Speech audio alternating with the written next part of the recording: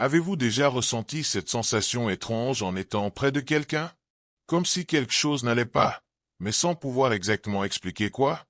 Peut-être s'agit-il de cette personne qui semble sympathique au début, mais avec le temps, vous vous rendez compte qu'elle est toujours impliquée dans des commérages, créant des conflits ou sapant votre énergie. Que nous enseignent les stoïciens à ce sujet? Comment identifier ces personnes avant qu'il ne soit trop tard? La vérité est que le caractère de quelqu'un ne se révèle pas par les mots, mais par les actions. Marc Aurèle, Épictète et Sénèque le savaient très bien. Ils comprenaient que certaines personnes portent en elles un poison subtil, qui se répand peu à peu et commence à affecter ceux qui les entourent. Et si vous ne savez pas identifier ces signes, vous risquez d'être entraîné dans un cycle de négativité, de ressentiment et de frustration. Mais vous n'avez pas à en être victime. Le stoïcisme nous donne les outils pour reconnaître ces comportements toxiques. Plus important encore, nous apprend à préserver notre paix intérieure, indépendamment des intentions des autres. La question est, êtes-vous prêt à ouvrir les yeux et à voir qui est réellement autour de vous? Si oui, continuez à lire, car ce que vous allez apprendre ici pourrait complètement changer votre manière de gérer les relations et de protéger votre propre énergie. C'est signe que vous êtes face à une mauvaise personne, selon le stoïcisme. Premier signe, il manipule vos sentiments pour prendre le contrôle. Avez-vous déjà remarqué comment certaines personnes ont le talent de vous faire douter de vous-même? Elles ne vous attaquent pas directement, mais laissent échapper des mots qui vous font réfléchir. Elles insinuent que vous avez tort, que vous exagérez, que vous ne devriez pas ressentir ce que vous ressentez. Et soudain, vous commencez à vous demander, est-ce que j'exagère vraiment? Suis-je trop sensible? C'est leur jeu. Créer l'insécurité, semer le doute, vous rendre émotionnellement instable pour qu'il soit plus facile de vous contrôler. La manipulation ne se manifeste que rarement de manière évidente. Souvent, elle se cache derrière de la prétendue préoccupation, des conseils pour votre bien, de petites critiques déguisées en plaisanterie. L'objectif est toujours le même, vous faire perdre confiance en votre propre jugement et vous rendre dépendant de leur opinion. Parce qu'une personne confiante, qui sait ce qu'elle veut et ce qu'elle ressent, n'est pas facile à manipuler. Mais quelqu'un qui doute constamment, qui remet sans cesse en question ses décisions, devient une cible facile. Épictète comprenait ce jeu et c'est pourquoi il a dit, si quelqu'un peut vous faire perdre patience, sachez que vous êtes son esclave. Et ce n'est pas seulement une question de patience. Si quelqu'un peut vous faire douter de votre propre perception de la réalité, vous faire ressentir de la culpabilité sans raison, vous empêcher de prendre des décisions par peur, alors cette personne a du pouvoir sur vous.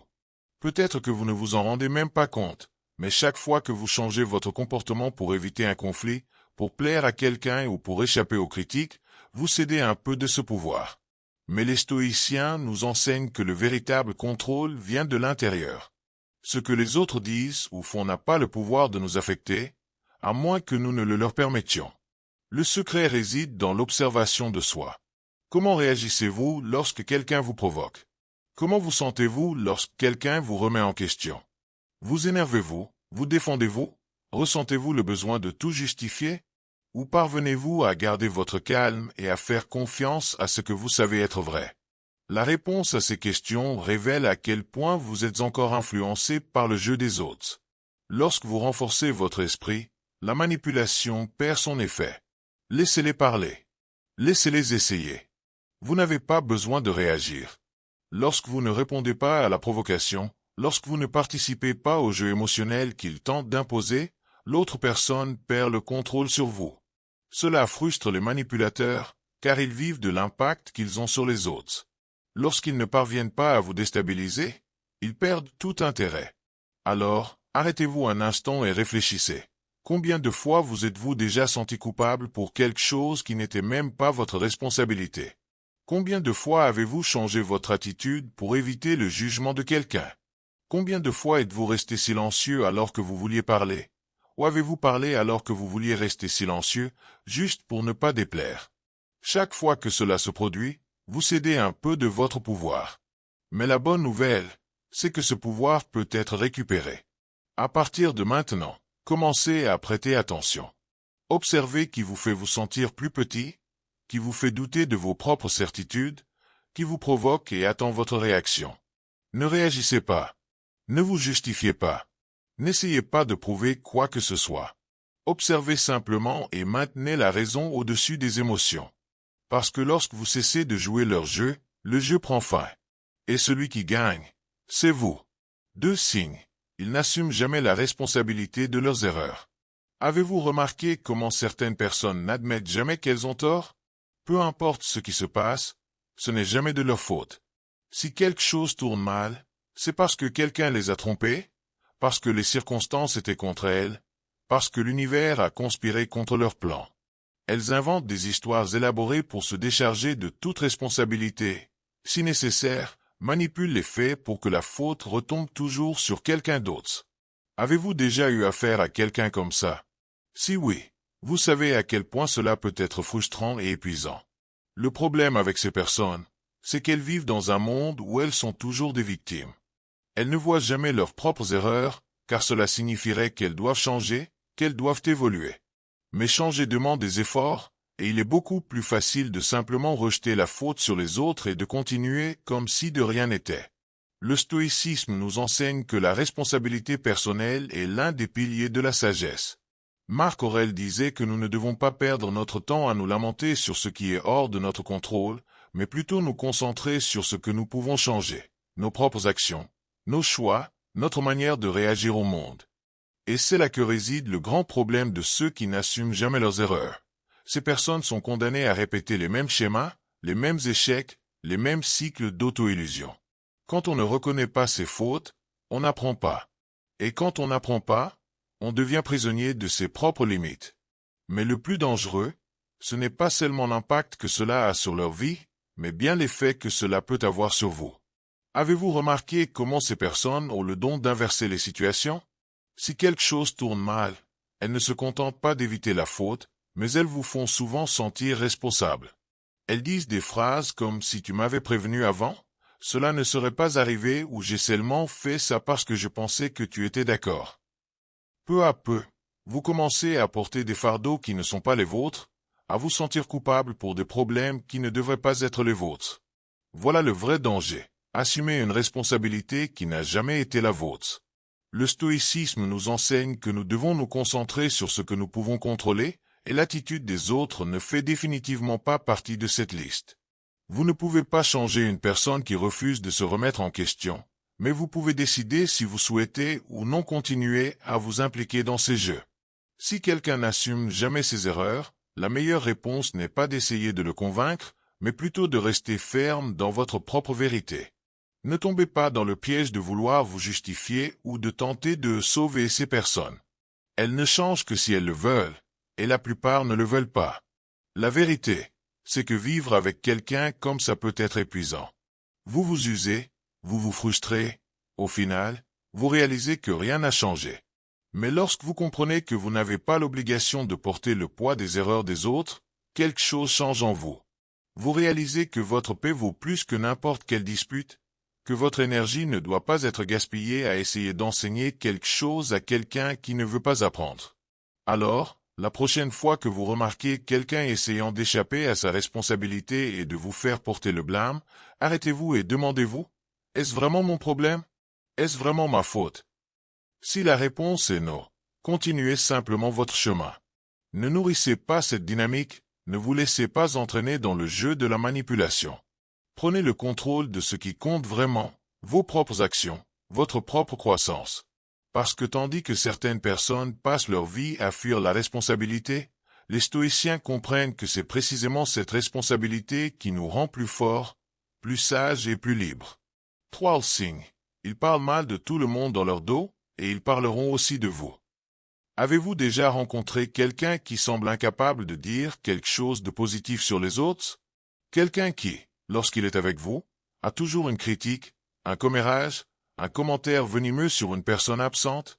Au début, cela peut sembler anodin, presque amusant, comme si ce n'était qu'une simple confidence. Mais avec le temps, vous commencez à remarquer un schéma. Ces personnes ne font jamais d'éloges, ne reconnaissent jamais la valeur des autres et trouvent toujours un moyen de rabaisser ceux qui ne peuvent pas se défendre. Ce que peu de gens réalisent, c'est que si elles parlent mal des autres avec vous, elles parleront aussi mal de vous avec les autres. Sénèque disait que l'homme sage ne perd pas son temps à pointer les erreurs des autres, mais se concentre à corriger les siennes. Et cela fait parfaitement sens. Les personnes qui passent leur temps à critiquer les autres le font généralement pour détourner l'attention de leurs propres défauts. Elles prennent plaisir à souligner les failles des autres, car cela leur donne l'illusion d'être supérieures, comme si, en rabaissant les autres, elles s'élevaient elles-mêmes. Mais cette sensation de grandeur est illusoire. Au fond, ce sont des personnes insécures, qui n'ont pas assez confiance en elles pour briller par elles-mêmes et qui ont besoin d'éteindre la lumière des autres pour paraître plus fortes. Le problème, c'est que si vous côtoyez quelqu'un comme ça, vous finissez inévitablement par être contaminé par cette énergie. Peu à peu, vous vous retrouvez à participer à ces conversations, à absorber cette mentalité, à voir le monde à travers ce prisme de négativité. Et que nous enseignent les stoïciens? Que ce que nous consommons mentalement influence notre façon de penser et d'agir.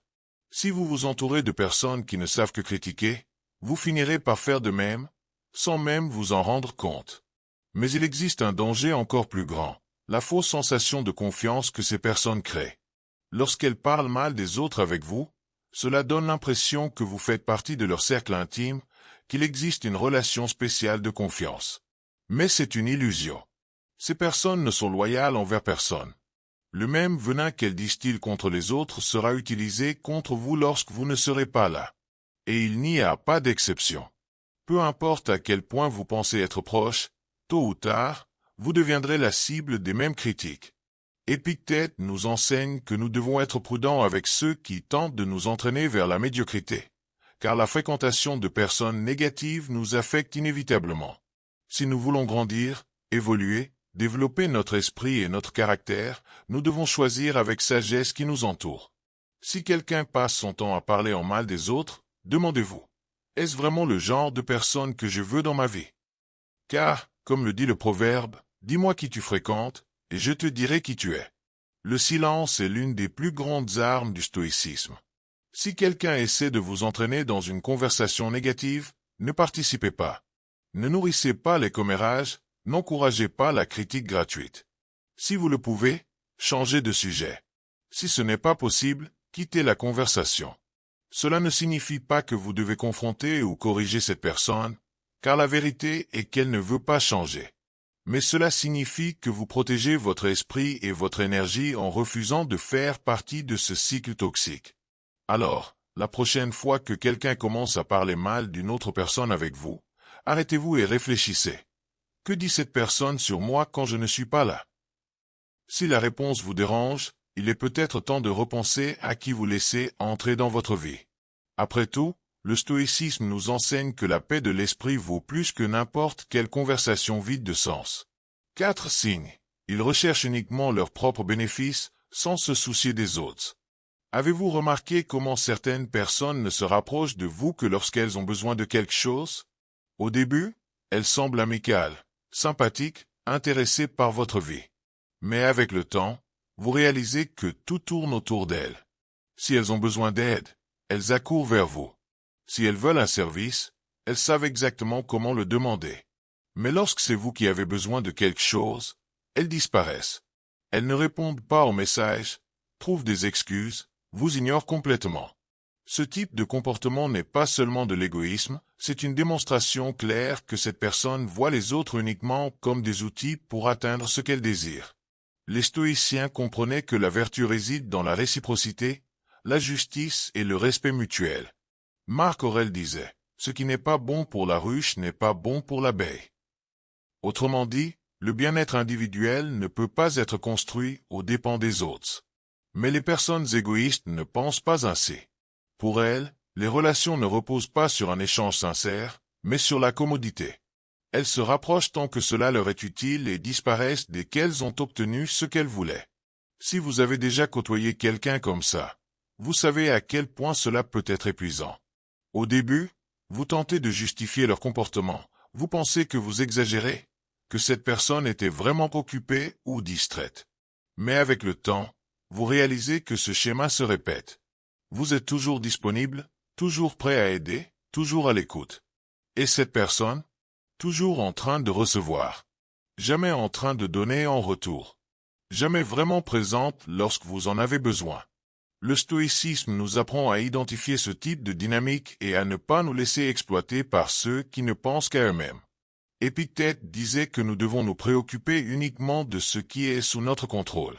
Et savez-vous ce qui est sous votre contrôle? Avec qui vous choisissez de dépenser votre énergie. Vous ne pouvez pas changer une personne égoïste, mais vous pouvez choisir de ne plus être une pièce de son jeu. Il ne s'agit pas de devenir une personne froide ou méfiante, mais d'avoir une vision claire de qui mérite votre engagement. Lorsque vous réalisez qu'une relation est unilatérale, qu'elle n'existe que lorsqu'il y a quelque chose à gagner, vous devez faire un choix. Continuer à alimenter cette relation ou établir des limites. Et bien souvent, ces limites sont le seul moyen de montrer à ces personnes que vous n'êtes pas là uniquement pour servir leurs intérêts. Et savez-vous ce qui se passe lorsque vous commencez à vous éloigner? Lorsque vous arrêtez d'être toujours disponible, ces personnes vont essayer de vous convaincre que vous avez tort. Elles diront que vous avez changé, que vous êtes devenu égoïste, que vous devriez continuer à les aider. Mais cette réaction ne fait que prouver ce que vous saviez déjà. Elles ne se sont jamais réellement souciées de vous, seulement de ce qu'elles pouvaient obtenir de vous.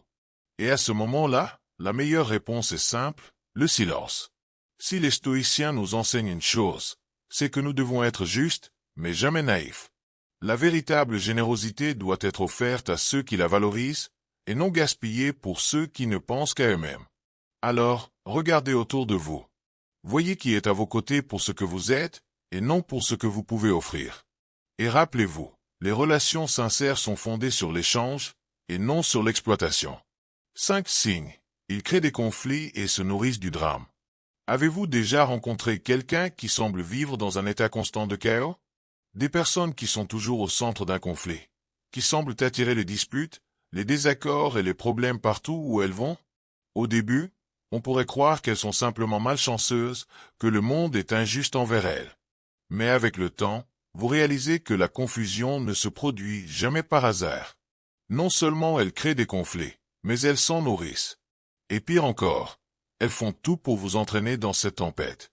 Le stoïcisme nous enseigne qu'un esprit tranquille est le plus grand trésor que nous puissions posséder. Marc Aurèle disait, « Si quelqu'un commet une faute contre vous, regardez à l'intérieur et voyez si vous-même n'avez pas commis cette même faute. » Mais que faire lorsque la personne commet la même faute encore et encore? Lorsqu'elle transforme de petits désaccords en guerre? Lorsqu'elle est toujours entourée de disputes et d'intrigues, dramatise chaque détail de la vie? Ce n'est pas une coïncidence. C'est un schéma. Et le problème n'est pas seulement l'épuisement émotionnel. Sans même vous en rendre compte, vous commencez à être entraîné dans ce jeu. D'abord, vous écoutez les plaintes, vous essayez de donner des conseils. Ensuite, vous vous sentez responsable, vous tentez d'apaiser, de résoudre les problèmes. Mais à la fin, vous vous rendez compte que rien ne change jamais. Parce que le but de ces personnes n'a jamais été de résoudre quoi que ce soit. Leur carburant, c'est le drame. Pendant que vous cherchez une solution, elle crée de nouveaux problèmes. Épictète nous avertissait d'éviter ceux qui vivent dans le désordre, car leur turbulence finit inévitablement par nous affecter. Lorsque vous vous impliquez dans des disputes qui ne sont pas les vôtres, lorsque vous gaspillez votre énergie à essayer de réparer ce qui n'a pas de solution, vous détournez votre attention de ce qui compte vraiment. Votre paix intérieure, votre croissance, votre évolution. Les personnes qui vivent dans le conflit ne veulent pas de réponse, elles veulent des spectateurs. Et savez-vous ce qui se passe lorsque vous cessez de réagir? Lorsque vous décidez que vous ne nourrirez plus le drame, que vous ne vous laisserez plus entraîner dans leur énergie. Elles deviennent agitées. Elles essaieront de vous provoquer, de vous accuser d'être froid, distant, insensible. Car rien ne les irrite plus qu'une personne qui refuse de jouer à leur jeu. Et à ce moment-là, vous avez deux options. Soit vous laissez la manipulation vous atteindre et retourner dans le cycle, soit vous gardez votre sérénité et vous vous éloignez. Le stoïcisme nous enseigne que celui qui est véritablement maître de lui-même n'a pas besoin de conflit pour se sentir vivant. La véritable force réside dans le calme, dans la capacité d'observer sans réagir, de choisir ou investir son énergie. Alors, si quelqu'un dans votre vie est toujours entouré de disputes, de drames, de chaos, arrêtez-vous et demandez-vous, est-ce vraiment mon problème? Si la réponse est non, alors prenez la meilleure décision possible. Ne participez pas. Parce qu'au final, Le chaos n'existe que pour ceux qui choisissent de s'y impliquer. 6 signes. Ils sont envieux et ne supportent pas votre succès. Certaines personnes sont tout simplement incapables de se réjouir du succès des autres. Au début, elles prétendent soutenir. Elles esquissent un sourire forcé. Elles prononcent quelques mots d'encouragement. Mais derrière leurs yeux, quelque chose cloche, un malaise, une tension, une comparaison silencieuse. Elles ne le disent pas directement, mais vous sentez que, au fond, quelque chose les dérange. Puis, peu à peu, commencent les petites piques, les commentaires subtils visant à minimiser vos réussites, les tentatives de faire croire que ce que vous avez accompli n'était pas si important que ça. Les stoïciens comprenaient bien la nature de l'envie.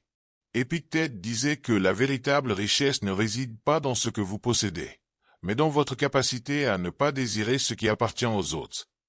Et c'est là le problème des envieux. Ils ne veulent pas grandir par eux-mêmes, ils veulent que les autres ne grandissent pas. Ils ne font pas d'efforts pour construire quelque chose pour eux-mêmes, mais ils font tout pour détruire ou minimiser ce que les autres ont accompli. Et pire encore, cette jalousie est souvent déguisée en amitié, en bienveillance, en bonnes intentions.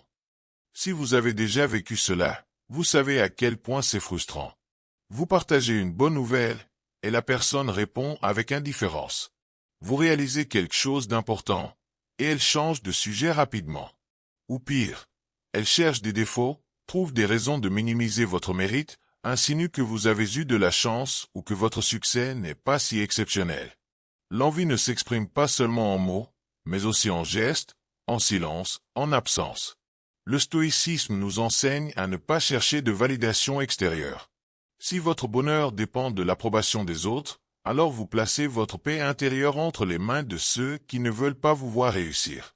Marc Aurèle disait, « Ne vous laissez pas distraire par l'envie des autres, continuez votre chemin. » La vérité, c'est que les envieux ne peuvent pas vous empêcher de grandir, mais ils peuvent vous faire perdre du temps à essayer de vous justifier, à chercher leur acceptation, à comprendre pourquoi quelqu'un de proche ne peut tout simplement pas célébrer vos victoires. Et voici le secret, ne perdez pas de temps à essayer de changer ces personnes. L'envieux n'est pas contre vous, il est contre lui-même. Il voit dans votre succès le reflet de ses propres échecs, de ses propres choix, de sa propre stagnation. Votre ascension le fait se sentir plus petit, non pas parce que vous l'avez rabaissé, mais parce qu'il n'a jamais cherché à grandir. Et ce sentiment d'infériorité se transforme en ressentiment, et le ressentiment en sabotage. Mais les stoïciens nous enseignent que la meilleure réponse à l'envie est l'indifférence. Si quelqu'un ne supporte pas de vous voir progresser, continuez à avancer. S'ils essaient de minimiser vos réussites, ignorez-les. Le chemin stoïcien, c'est de continuer sans porter de poids inutile. Ne cherchez pas à prouver votre valeur. Ceux qui vous soutiennent sincèrement célèbrent vos réussites. Ceux qui s'en agacent se révèlent. Et la grande leçon est la suivante, ce n'est pas votre rôle de vous soucier de ceux qui choisissent de vivre dans l'ombre pendant que vous brillez. Marc Aurèle disait que le caractère d'un homme se révèle dans ses actions, et non dans ses paroles. Et c'est exactement ce que nous devons observer. Quelqu'un peut parler d'honnêteté toute la journée, mais s'il ment lorsqu'il pense que personne ne regarde, cette personne n'est pas honnête. Il peut se dire loyal, mais s'il trahit sans hésitation dès qu'il y a quelque chose à gagner, alors cette personne n'a aucune loyauté. Les personnes sans principe vivent en fonction de ce qui leur est le plus avantageux à chaque instant. Elles n'ont aucun engagement envers la vérité, ni envers quiconque en dehors d'elles-mêmes. Le plus grand danger ne réside pas seulement dans ce qu'elles font, mais dans ce qu'elles vous font subir. Vivre avec quelqu'un sans moralité est dangereux, car au début, vous pouvez croire que vous êtes en contrôle. Mais peu à peu, vous commencez à être entraîné dans un jeu où les règles changent constamment. Vous ne savez jamais quand vous êtes manipulé. Vous ne savez jamais jusqu'à quel point vous pouvez faire confiance. Et, lorsque vous vous en rendez compte, vous êtes déjà pris dans une toile de mensonges, de promesses vides et de manipulations. Les stoïciens nous enseignent que le caractère doit être inébranlable. Épictète disait, « Personne ne peut vous forcer à faire quelque chose de mal, à moins que vous ne choisissiez de vous corrompre. » Cela signifie que, peu importe à quel point une personne sans principe essaie de vous influencer, vous avez toujours le choix de vous en éloigner, de ne pas cautionner, de ne pas laisser ce comportement affecter vos propres valeurs. Mais pour cela, Il faut reconnaître le danger avant qu'il ne soit trop tard. Et savez-vous comment ces personnes agissent lorsqu'elles réalisent que vous refusez de jouer à leur jeu? D'abord, elles essaient de vous convaincre que vous êtes naïf, que le monde ne fonctionne pas de cette manière, que trop d'honnêteté est une erreur. Si cela ne fonctionne pas, elles vont vous tester, essayer de vous manipuler, voir jusqu'où elles peuvent vous entraîner de leur côté. Mais si elles voient que vous restez fidèle à vos principes, elles vous écarteront, car les personnes sans intégrité n'aiment pas celles qui en ont. Les personnes intègres sont un miroir qui expose leurs propres failles, et cela les dérange profondément. Le stoïcisme nous enseigne que nous ne devons pas juger les autres, mais nous n'avons pas non plus à subir leur manque de caractère. Si quelqu'un ment, trompe, trahit et manipule, c'est son problème, pas le vôtre. Votre seule responsabilité est de décider si vous voulez ou non garder ce genre de personnes près de vous. Et la réponse, si vous valorisez réellement votre paix intérieure, doit être claire, non. Ne perdez pas votre temps à essayer de changer quelqu'un qui ne veut pas changer. Ne vous épuisez pas à essayer de comprendre quelqu'un qui n'a aucun principe. Continuez simplement votre chemin, en gardant votre morale et vos valeurs intactes. Car, au bout du compte, ceux qui ont de l'intégrité dorment toujours en paix. Ceux qui n'en ont pas passent leur vie à fuir leur propre conscience. 8 signes. Ils utilisent les autres et les jettent comme s'ils n'avaient jamais compté. Avez-vous déjà eu la sensation d'avoir été utilisé par quelqu'un? Au début, cette personne semblait réellement se soucier de vous. Elle disait les bons mots, montrait de l'intérêt, semblait présente.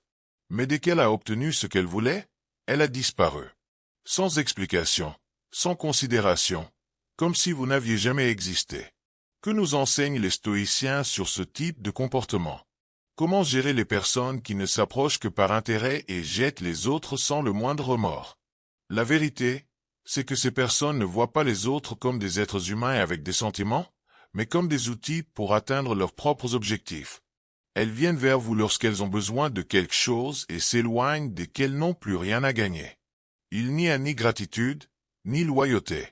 Pour elles, tout est une transaction.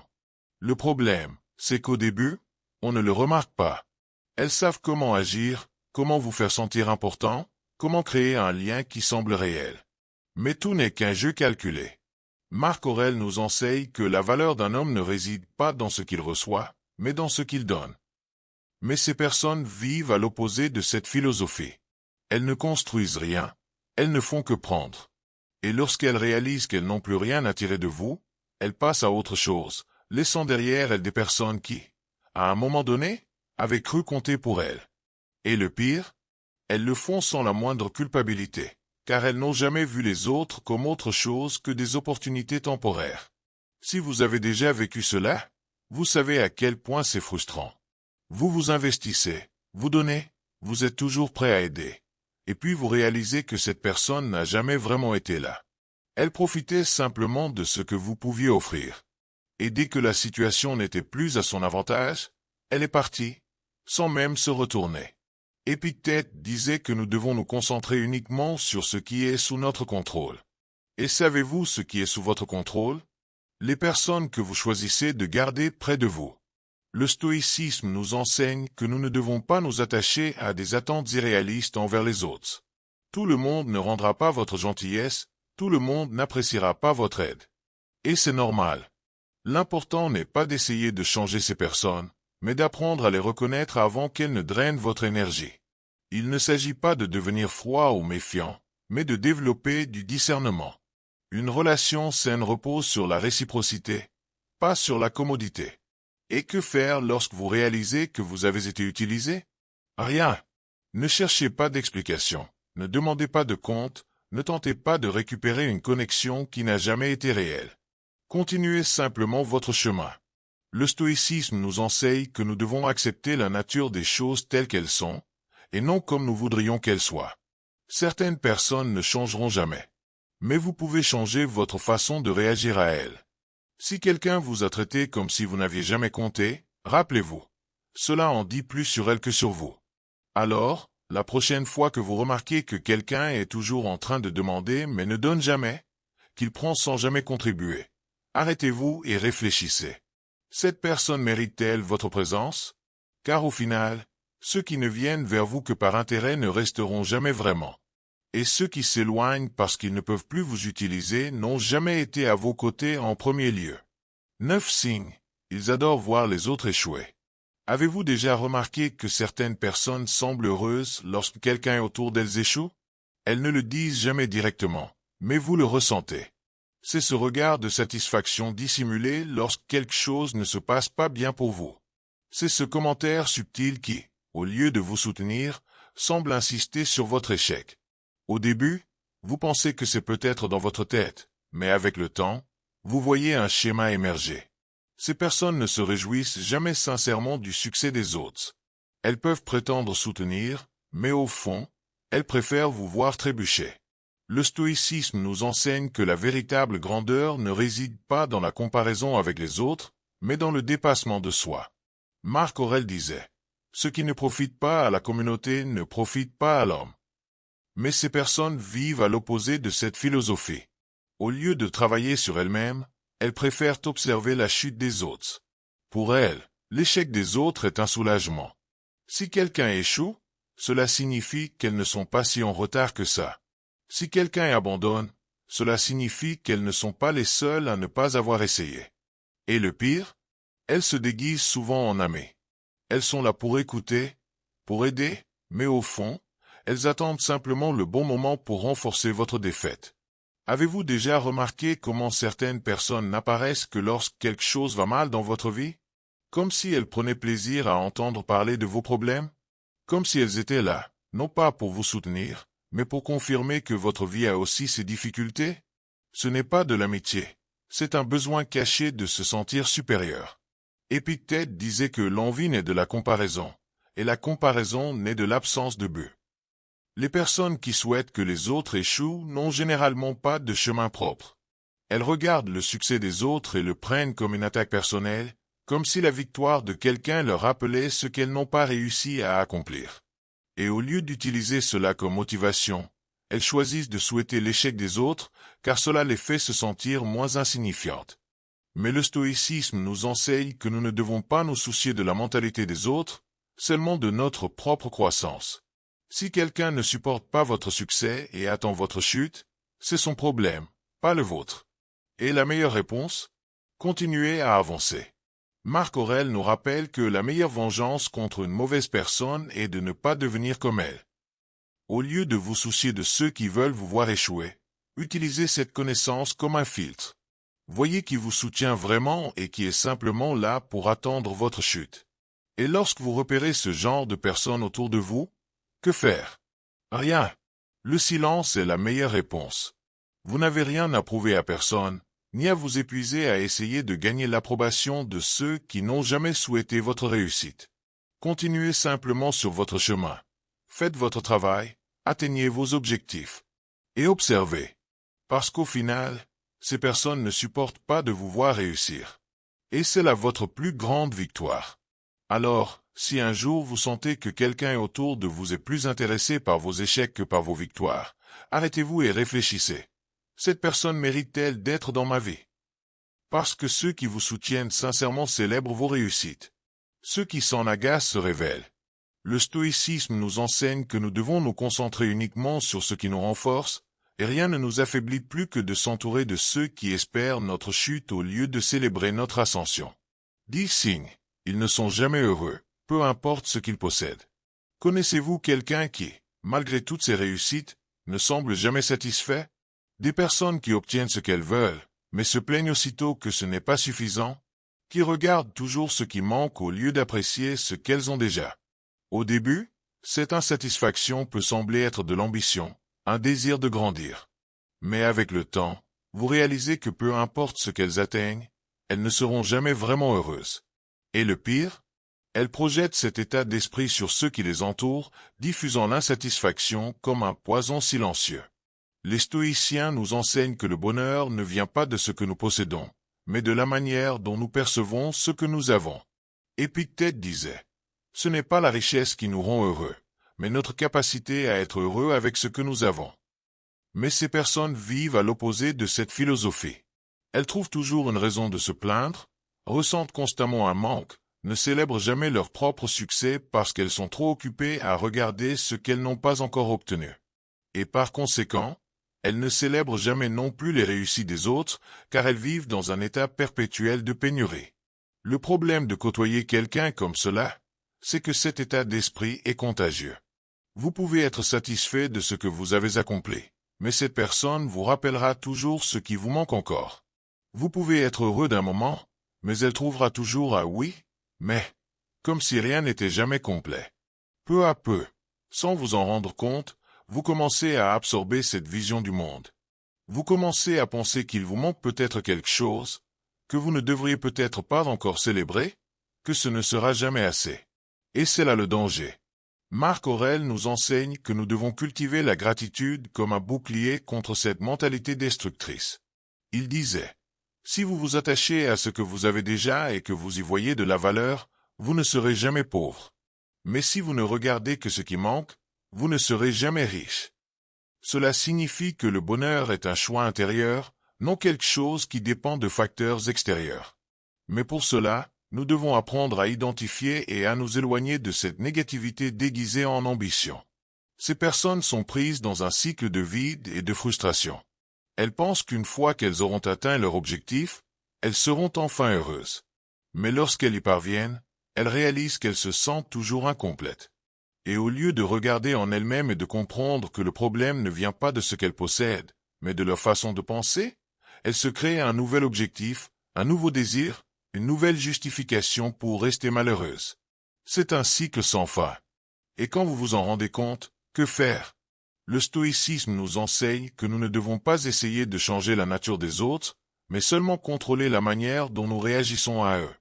Vous ne pouvez pas obliger quelqu'un à apprendre à apprécier sa propre vie, mais vous pouvez décider si vous souhaitez ou non vous impliquer dans cette dynamique. Si vous remarquez qu'une personne autour de vous est toujours insatisfaite, toujours en train de se plaindre, toujours concentrée sur ce qui manque, posez-vous la question. Index vert pointant vers la droite blanc, cette mentalité m'est-elle ou est-elle en train de me contaminer? Parce qu'au final, la véritable richesse réside dans la capacité à apprécier ce que nous avons déjà. Le bonheur ne vient pas de ce que nous accomplissons, mais de la manière dont nous apprenons à valoriser chaque étape du parcours. Si quelqu'un n'est jamais heureux, peu importe ce qu'il possède, c'est son problème, pas le vôtre. Et la leçon stoïcienne est claire. Ne laissez pas l'insatisfaction des autres détruire la paix que vous avez déjà construite en vous. La vie nous mettra toujours face à des personnes qui mettent à l'épreuve notre patience, notre confiance et même notre vision du monde. Certaines d'entre elles entrent discrètement dans nos vies, se déguisent en amis, en partenaires, en compagnons, mais finissent par révéler leurs véritables intentions. D'autres sont plus évidentes, affichent leur vrai visage sans honte, et pourtant, nous nous surprenons parfois à essayer de justifier leur comportement. Mais le stoïcisme nous enseigne que nous ne devons pas perdre de temps à essayer de changer les autres ou à nous frustrer avec ce qui est hors de notre contrôle. Ce qui importe vraiment, c'est la manière dont nous choisissons de réagir face à ces situations. Épictète disait, « Ce ne sont pas les événements extérieurs qui nous affectent, mais la manière dont nous les interprétons. » Cela signifie que personne ne peut vous faire du mal sans votre permission. Personne ne peut vous voler votre paix intérieure à moins que vous ne le laissiez faire. Et lorsque nous comprenons cela, nous réalisons que le véritable pouvoir est entre nos mains. Nous pouvons choisir qui nous laissons entrer dans nos vies, qui nous autorisons à influencer nos pensées, qui méritent notre énergie. Et croyez-moi, ce choix change tout. Beaucoup de gens croient qu'ils peuvent changer les autres. Ils pensent que s'ils sont assez gentils, assez patients, assez compréhensifs, alors peut-être que ces personnes prendront conscience de leurs erreurs et changeront. Mais la vérité est que le changement ne se produit que lorsque la personne le veut. Et la majorité des personnes toxiques ne veulent pas changer. Car pour elles, le problème n'est jamais en elles, mais chez les autres. Marc Aurèle nous rappelle que la meilleure vengeance contre une personne mauvaise est de ne pas devenir comme elle. Cela signifie que la meilleure réponse à ceux qui manipulent, mentent, envient ou profitent des autres n'est pas la haine, ni la vengeance, ni même la tentative de prouver quelque chose. C'est simplement de s'éloigner, d'avancer et de préserver sa paix intérieure. Index vert pointant vers la droite blanc, celui qui a besoin de conflit pour se sentir vivant ne mérite pas votre attention. Index revers pointant vers la droite blanc, celui qui ne peut pas célébrer le succès des autres ne mérite pas d'être là quand vous réussissez. Index revers pointant vers la droite blanc, celui qui sait seulement prendre et jamais donner ne mérite pas d'être dans votre cercle de confiance. Le stoïcisme ne nous enseigne pas à être froid ou indifférent, mais à être sélectif avec notre énergie. Il y a un monde rempli de personnes bienveillantes, loyales et sincères. Mais pour le trouver, il faut d'abord apprendre à repérer et à s'éloigner de celles qui nous entraînent vers le chaos, la frustration et la négativité. Ce n'est pas vivre dans la méfiance, mais vivre en conscience. Savoir qui mérite d'être proche et qui doit rester à distance. Index revers pointant vers la droite blanc alors, regardez autour de vous. Qui vous soutient vraiment? Qui célèbre vos victoires sans jalousie ni arrière-pensée? Qui est présent dans les moments difficiles sans rien attendre en retour? Ce sont ces personnes qui valent la peine.